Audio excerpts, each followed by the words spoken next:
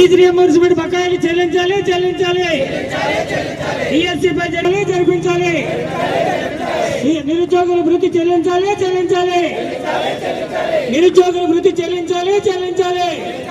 మీ అందరికీ తెలుసు డిఎస్సీలో ఏ విధంగా అక్రమాలు జరిగినా మీ అందరికీ కూడా తెలుసు. అందుకనే అది క్లియర్ గా మా వైఎస్ఆర్ పార్టీ రాష్ట్ర జగన్మోహన్ గారు క్లియర్ గా ఆధారాలతో సహా అన్ని చూపించినప్పుడు కూడా ఈ రోజు కూడా సిబిఐ దర్యాప్తు చేయలేదు. ఆ శాఖ మంత్రి ఎవరైతే నారా లోకేష్ గారు ఉన్నారో ఆయన కూడా రాజీనామా చేయలేని పరిస్థితి. అందుకని ఆ రెండు కూడా చేయాలని చెప్పి డిమాండ్ చేయాలని చెప్పి డిమాండ్ చేస్తాం, రాజీనామా చేయాలని. మూడోది ఫీజు రిమెంట్స్ బకాయిలు సుమారుగా 10,000 కోట్ల రూపాయలు ఉన్నాయి. మరి ఈ రోజు కూడా 2 సంవత్సరాలు ఈ రోజు కూడా వాళ్ళు విడుదల చేయలేని పరిస్థితి, అవి కూడా విడుదల చేయాలనుకున్నాం. అలాగే నాలుగోది ముఖ్యంగా ఏంటంటే ఎన్నికల ముందు ఈ కూటమి ప్రభుత్వం ఏమన్నారంటే ప్రతి సంవత్సరం కూడా 4 లక్షల ఉద్యోగాలు ఇస్తాం, 5 సంవత్సరాలు 20 లక్షల ఉద్యోగాలు ఇస్తాం. అప్పటి వరకు కూడా ప్రతి నిరుద్యోగి కూడా 3,000 రూపాయలు ఇస్తామని చెప్పి అంటే పాపం చాలా మంది నిరుద్యోగులు అందరూ కూడా ఓట్లేసి గెలిపించారు. తీరా చూసి ఈ రోజు 2 సంవత్సరాలు అయింది.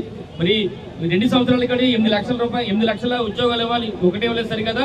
3,000 రూపాయలు సుమారుగా ఈ రోజు 2 సంవత్సరాలు 2 నెలలు అంటే సుమారుగా 78 నెలలు 78,000 రూపాయలు ఈ రోజు ప్రతి నిరుద్యోగి కూడా బాకీ ఉన్నారు. అందుకనే ఈ 4 డిమాండ్ల మీద మేము మరి డిమాండ్ చేస్తూ ఈ రోజు రిలాక్స్ చేస్తున్నాం. మరి కాబట్టి రేపు రాబోయే రోజులు కూడా మరింతగా విద్యార్థులు దృష్టి పెట్టి వారందరికీ కూడా అండగా ఉంటూ మరి పార్టీ మరి తోడుగా ఉంటూ మరిన్ని ఉద్యమాలు చేస్తామని చెప్పి సందర్భం తెలియపరుస్తూ మరి ఇప్పుడు మాకు ముఖ్య అతిథిగా ఇచ్చేసిన పెద్దలు గౌరవనీయులు మరి జిల్లా వైఎస్ఆర్ కాంగ్రెస్ పార్టీ అధ్యక్షులు మాజీ ముఖ్యమంత్రి మనందరి ప్రీతం నాయకులు జగన్మోహన్ రెడ్డి గారి పిలుపు మేరకు డిఎస్సీలో జరిగినటువంటి అవకతవకలపై సిబిఐ విచారణ జరిపించాలని, దానికి కారణమైనటువంటి ఈ రాష్ట్ర విద్యాశాఖ మంత్రి ముఖ్యమంత్రి గారి తనయుడు ఈ కార్యక్రమానికి ఈ డిఎస్సి పేపర్ లీకేజీ మూల కారణమైనటువంటి కర్త కర్మ క్రియ అయినటువంటి లోకేష్ గారు తక్షణమే రాజీనామా చేయాలి.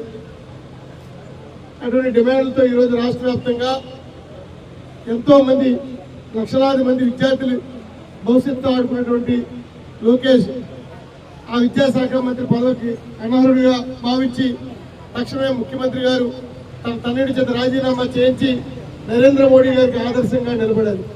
మీరు మాట్లాడితే నరేంద్ర మోడీ గారిని ఆదర్శంగా తీసుకున్నటువంటి ముఖ్యమంత్రి గారు మొన్న జరిగిన భోగాపురం ఎయిర్పోర్ట్ లో కూడా నరేంద్ర మోడీ గారిని ఆదర్శంగా తీసుకుంటున్నామని చెప్పి చెప్తున్నటువంటి ముఖ్యమంత్రి గారు, మరి అదే నరేంద్ర మోడీ గారు కేంద్ర విద్యాశాఖ మంత్రి మరి ధర్మేంద్ర ప్రధాన్ చేత ఏ రకంగా రాజీనామా చేయించారు.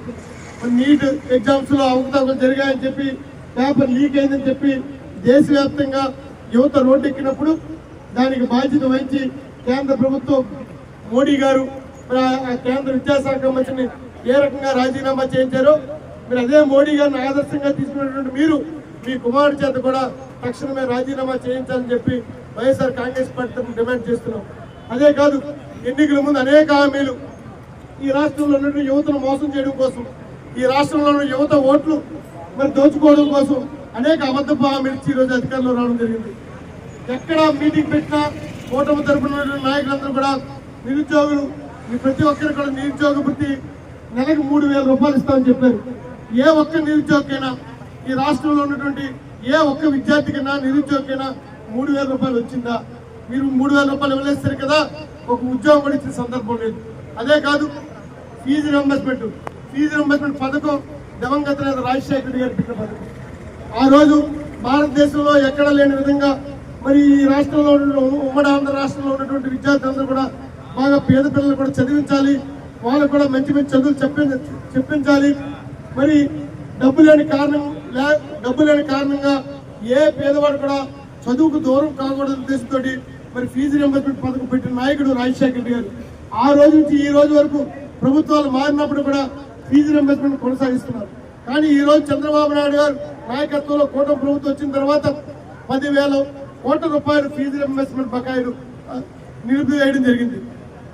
స్కూల్ యాజమాన్యాలకి ఈ ఫీజు రింబర్స్మెంట్ ఇవ్వక పిల్లలకి విద్యాభ్యాసం పూర్తయిన తర్వాత కూడా సర్టిఫికెట్ ఇవ్వలేని సందర్భం మీరు చాలా మంది గమనించండి.